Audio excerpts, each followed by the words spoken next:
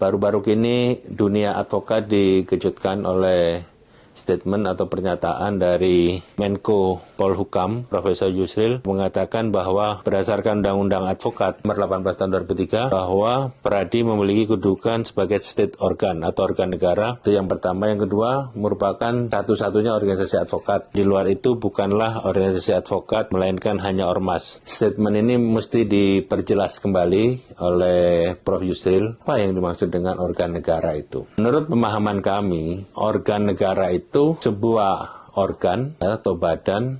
Kalau itu organ negara, berarti inisiatif pendiriannya dilakukan oleh negara.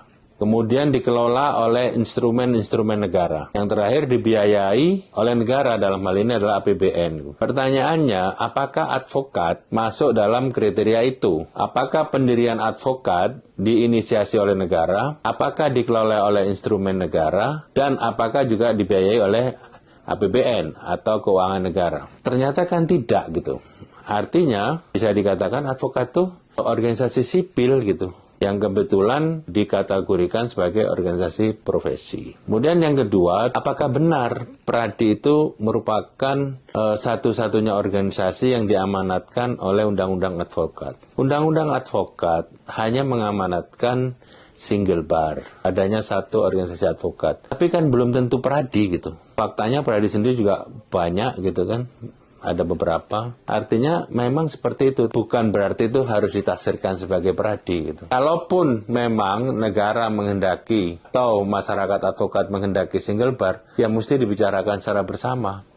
Dimusyawarahkan kembali, melibatkan semua elemen advokat. Dulu kan pembentukan Peradi itu hanya melibatkan 8 organisasi advokat yang dianggap mewakili semua anggota advokat. Dan dalam perjalanannya, 4 organisasi pendiri juga menyatakan keluar dari Peradi itu. Jadi legitimasinya pun juga sudah berkurang. Artinya fakta yuridisnya bahwa memang tidak semua organisasi advokat itu atau anggota advokat secara personal merupakan bagian dari Peradi. Itu yang mesti kita dudukkan terlebih dahulu. Kalaupun memang mau dibuat seperti itu, ya tadi libatkan semuanya. Tidak sistem paksaan, tidak secara otoriter gitu ya. Kemudian yang berikutnya, kalau kita melihat keluarnya SKMA tentang penyumpahan, itu kan sebenarnya merespon sebuah realitas di masyarakat, terlihat dalam hal ini masyarakat advokat, yang membutuhkan saluran untuk memperoleh akses atas pelantikan atau pengukuhan dirinya sebagai advokat gitu.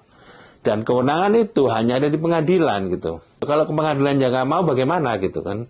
Maka Mahkamah Agung kemudian berinisiatif mengeluarkan SKMA itu sebelum keluar putusan Mahkamah Konstitusi. Mahkamah Konstitusi juga tidak mengamanatkan satu badan atau satu organisasi berfungsi sebagai satu-satunya asosiasi bagi advokat. Sekarang yang terpenting adalah bagaimana merespon keadaan yang ada di negeri ini, bahwa faktanya banyak organisasi advokat. Tentu kualifikasinya macam-macam ya. Ada yang sekedar nama, ada yang sekedar punya anggota, ada yang punya aktivitas, ada yang berkembang dan lain sebagainya. Biarkan saja mereka mengikuti hukum alam. Yang tidak mampu pasti akan gugur atau bergabung kepada yang lain. Nah, beberapa waktu sekitar seminggu atau 10 hari sebelum pergantian kabinet, kami berjumpa dengan Deputi Menko Polhukam. Berdasarkan informasi yang kami terima, pemerintah sudah menyiapkan PP, tepatnya rancangan peraturan pemerintah, yang mengatur tentang Dewan Advokat Nasional. Di mana adanya Dewan Advokat Nasional ini,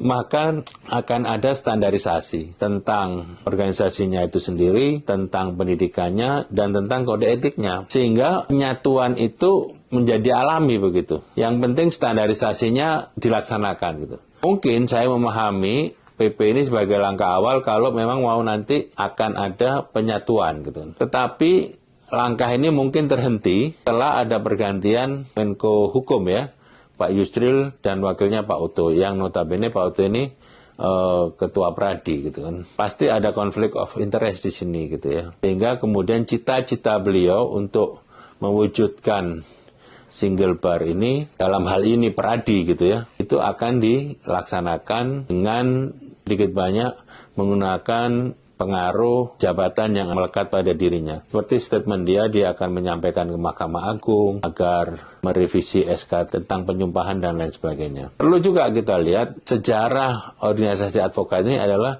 sejarah sebuah organisasi yang independen gitu kan. Yang melekat di dalamnya adalah semangat perjuangan untuk menegakkan kebenaran dan keadilan. Jadi ini hendaknya menjadi pertimbangan, menjadi inspirasi bagi para pihak, terutama para stakeholder, dalam mengambil sikap, dalam mengambil keputusan berkaitan dengan sikap pemerintah, berkaitan dengan akan adanya organisasi advokat yang bagaimana, yang multi barkah atau yang single bar. Itu soal pilihan. Yang penting adalah outputnya. Outputnya bermanfaat nggak buat negara, buat masyarakat, dan buat organisasi advokat itu sendiri. Jadi menurut kami berharap ya, Prof. Yusril, Pak Menko, hendaknya menjadi bapak bagi semua elemen masyarakat umumnya dan masyarakat advokat pada khususnya. Jangan melakukan hal-hal yang sifatnya intervensi atau memaksakan kehendak. Kesannya Menko ini dalam tanda petik dimanfaatkan oleh Wamen Pak Oto gitu kan. Nah, saya pikir itu akan lebih arif dan bijaksana seandainya Pak Yusril bisa menahan diri. Kemudian untuk Pak Oto sendiri, mungkin tidak ada aturan yang melarang seorang ketua organisasi advokat menjabat jabatan publik. Tapi dari sisi nilai yang lebih tinggi dalam hal ini etika, itu mungkin bisa menjadi pertimbangan pribadi gitu ya. Apakah patut ya kan menduduki jabatan yang bersinggungan dengan profesinya sendiri gitu kan. Nah, itu yang bisa menjawab nuraninya Pak Oto sendiri gitu kan. Dan dari jawaban itu kita bisa mengukur sejauh mana kearifan dan kebijakan beliau. Itu kira-kira aspirasi dari saya. Kemudian saya juga berharap kepada dunia akademisi, kepada ahli hukum dan juga para advokat tidak usah berlebihan